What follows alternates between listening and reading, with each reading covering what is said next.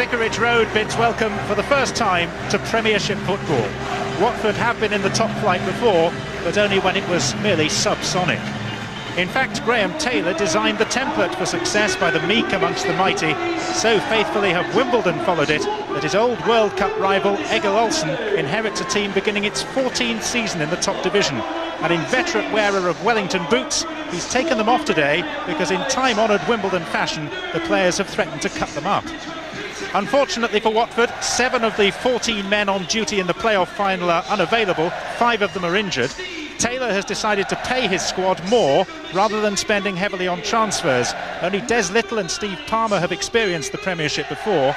Mark Williams at centre-back is newly arrived from Chesterfield. Wimbledon include only one newcomer, Norwegian defender Ture Pedersen, who had brief spells with Oldham and Blackburn. Olsen expects Cort and Gayle to push forward in support of Hartson. Robbie Earle and Michael Hughes will also be urged to attack, leaving Andy Roberts as the midfield safeguard. One of the Premiership's most experienced officials, Steve Lodge, is in charge. The ground is not full, although Watford have sold nearly 14,000 season tickets. And for many of the locals, this is a day they thought they might never see again. Watford back in the big time, and with a side that costs less than £500,000 in transfer fees to assemble. The familiar yellow and red, back amongst the elite of English football.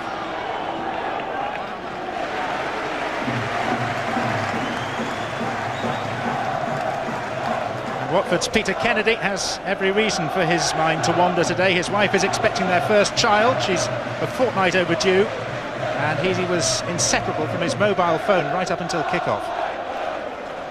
Kenny Jackett on the left, alongside Watford's most successful manager by far. Kennedy. Off the head of Kimball. And Gayle. Oh, and a chance for Mooney! Tommy Mooney, so nearly set up by Wimbledon's Marcus Gayle. A careless header. And it was only the fact that Mooney couldn't find any power in his effort that meant that Sullivan wasn't beaten in very embarrassing circumstances.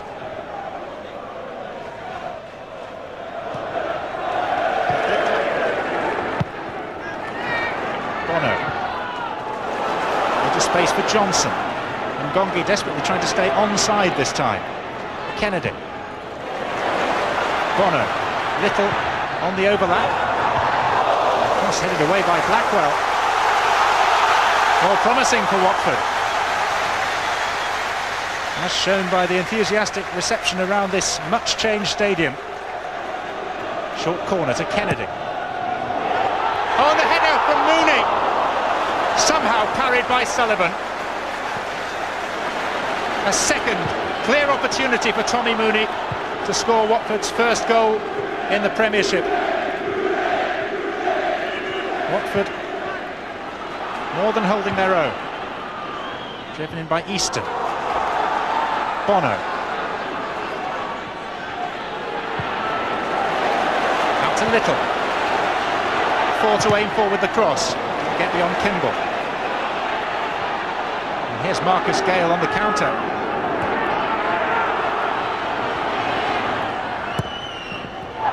Oh, and here's Hartson in space, and Carl Cort opens the scoring for Wimbledon.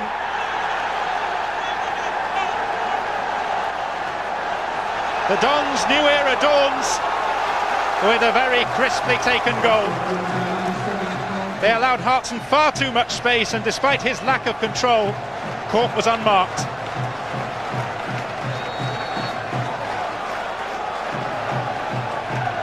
Driven low and to the keeper's left. The gap at the near post exposed, and the Premiership's first Marxist manager, to my knowledge, can celebrate. Pedersen. Headed by Johnson to Kennedy. Back with Johnson. Oh, and Mooney it was who slid in. He's really in the thick of it, Tommy Mooney. It's a lovely cross. Just too far ahead of Mooney and just too far behind Ngonge. Watford showing every sign of being capable of equalising quickly, though. Kennedy tends to take these corners well.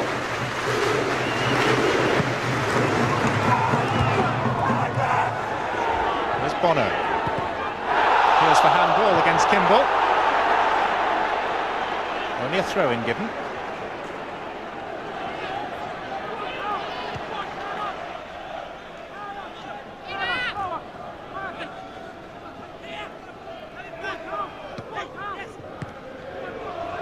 Johnson.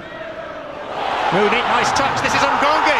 Penalty surely for Blackwell's tackle. And Blackwell could be in trouble with the referee. There was no other defensive cover.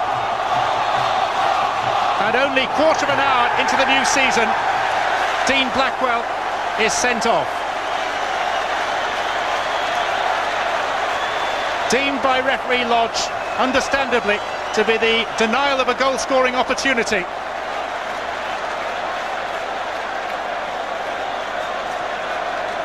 Red cards generally on the increase in Premiership football, but an easy decision for the referee to make. The rule is clear enough, so was the contact.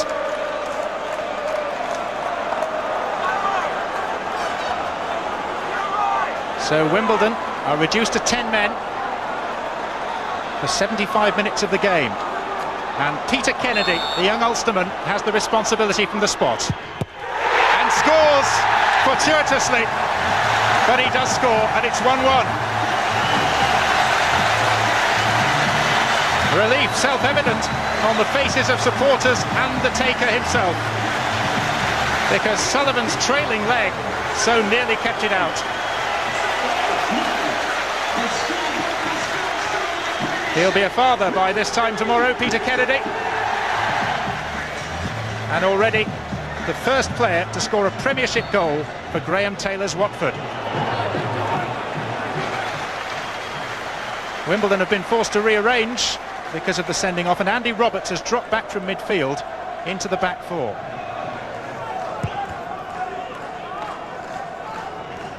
Hartson. Free kick has been given. Robert Page and John Hartson have been colleagues through all the junior international sides run by the Welsh FA. They're now senior international colleagues. The pity for Wimbledon is that arguably their best free kick taker, Michael Hughes, is now off the field, having been substituted. Gayle, Kimball, Roberts and Earl sitting in session adjacent to the ball as Hughes looks on.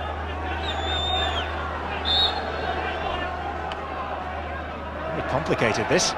Presumably it's pure Olsen. It's Gayle! Well, if it is pure Olsen, he knows what he's talking about.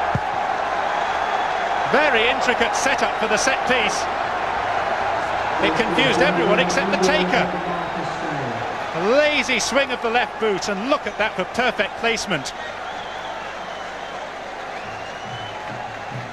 Another of Drillo's drills has paid off.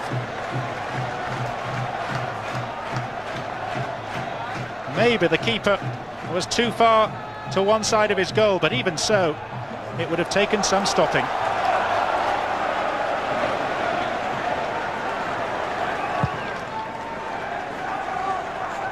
Oh. Hartson with time. Oh, and Gale's got goal side of Little, and round the keeper, but the angle was too tight.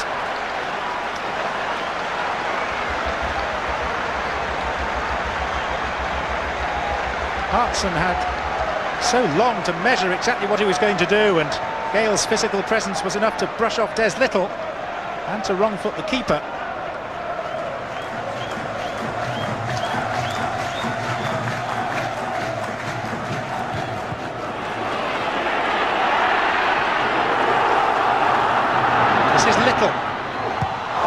Almost found Johnson surging inside the Wimbledon penalty area.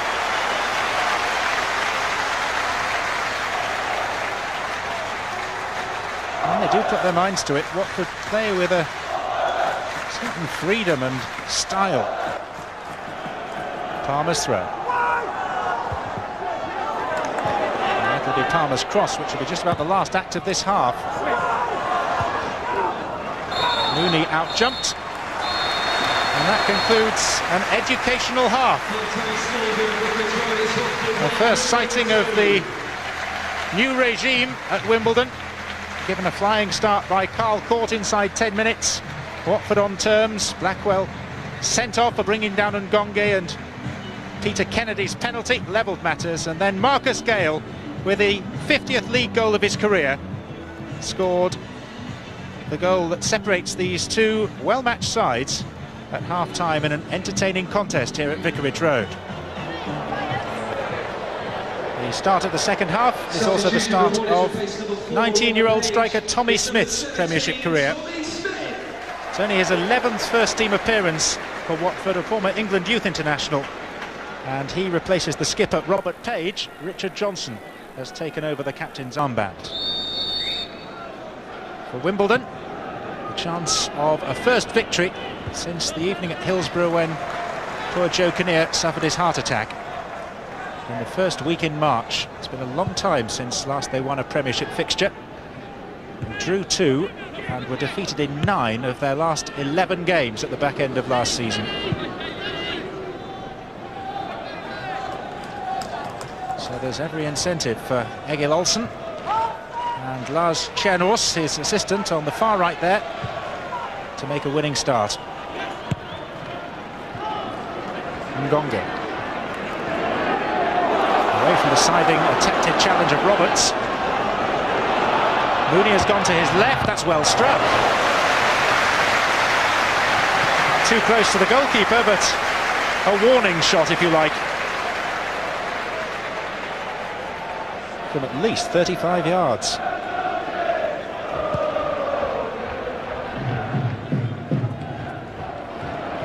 Cort. Gayle. Smith. Ngonge to his right. Johnson and Mooney to the left.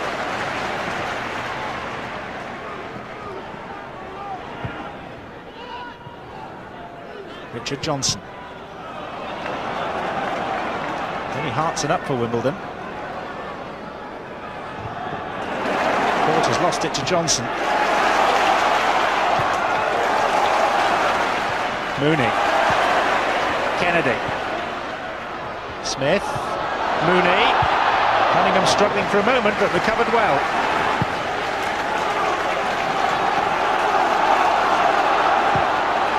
Plenty of encouragement around Vicarage Road for Watford now. Crowd sensing that they're finding their feet once again. Mooney. Good ball. Kennedy. Ngonge at the near post. Ball by Sullivan. But it's still in play with Easton. Oh, Ngonge, after Pedersen had got himself in a real tangle. Came very quickly to the forward who spent most of his career in Belgian football. In fact, he may well have expected Pedersen to clear it instead of just falling over the ball. Bono.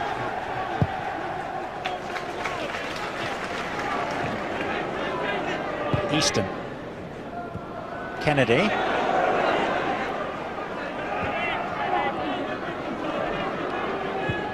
Richard Johnson. And here's Ngonge. The keeper's come and has been beaten by Michel Ngonge. And Watford are level again.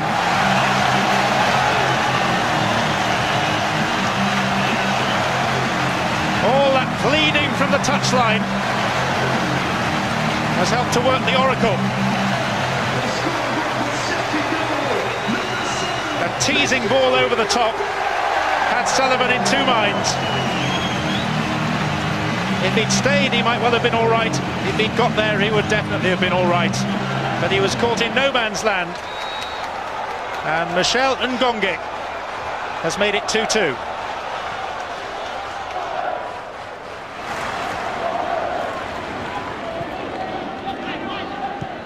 Kimball, Hardley, plays on the right but is currently on the left. Kimball, out by Johnson.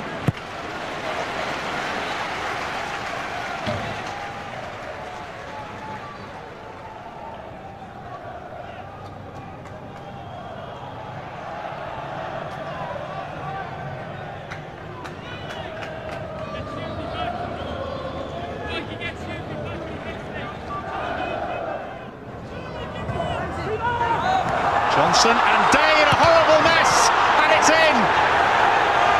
What a calamitous goal for Watford to concede. Neil Ardley is the Wimbledon player receiving congratulations, but it was all down to the stand-in skipper and the stand-in goalkeeper. Johnson was urging the keeper, Chris Day, to come. He didn't until it was too late, and that goes down as a Johnson own goal. And if that is to condemn Watford to an opening day defeat, what a cruel way that it should come about.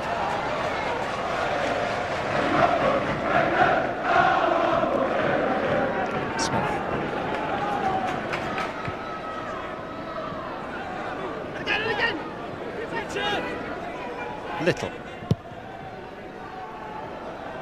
Mooney. Sullivan bravely out. Mooney has gone down clutching his right leg.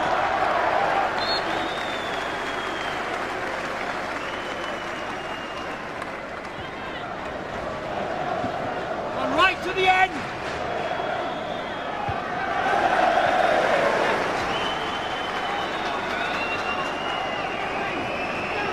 Williams. A quick look up and then a high ball forward, but it's too late. Graham Taylor begins with a defeat in the Premiership, and Gayle with an opening day victory. As on Watford's First Division debut 17 years ago in Ulsterman, on that occasion Jerry Armstrong, today Peter Kennedy scored their opening goal at the highest level. But Wimbledon in front on 3 occasions, and finally a crucial mistake involving Richard Johnson and goalkeeper Chris Day, who had an unhappy afternoon, ensured that Wimbledon's 10 men prevailed.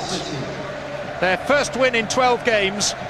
It's nearly a year and 41 matches since last they managed to score 3 times in the same game. They may have undergone a change of management, but there is apparently no change in terms of their spirit and tenacity. Watford contributed fully to an entertaining contest. It was a cruel way to go down, beaten by an own goal, but beaten they have been by 3 goals to 2.